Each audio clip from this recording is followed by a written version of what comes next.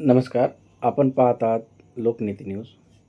सोलापूर जिल्हा परिषद पंचायत समिती निवडणूकमध्ये आज बार्शी तालुक्यात ऐतिहासिक निकाल लागला आहे. या निवडणुकीत एकही जागा बिनविरोधी नव्हती. प्रत्येक ठिकाणी कडवी झुंज पाहायला मिळाली.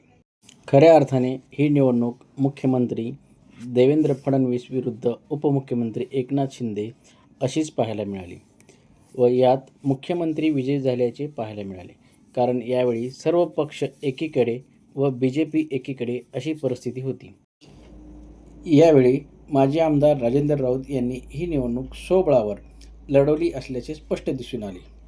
त्यांनी आपली ताकद पुन्हा सिद्ध केली आहे. या निवडणुकीत विरोधी गटाचा एकही उमेदवार निवडून आला नाही. त्यामुळे बार्शी तालुक्यातील विद्यमान आमदार दिलीप सोपल यांची ताकद कमी झाल्याचे दिसून आले. राऊत म्हणाले, हा विजय मी आणलेल्या निधीमुळे व देवेंद्र फडणवीस यांनी माझ्यावर दाखवलेला विश्वास व केलेल्या कामाची पोचपावती आहे. विरोधकांनी माझ्याबद्दल जो नेरेटिव्ह पसरवला होता त्याला जनतेने चोख उत्तर दिले आहे, असे राजेंद्र राऊत म्हणाले.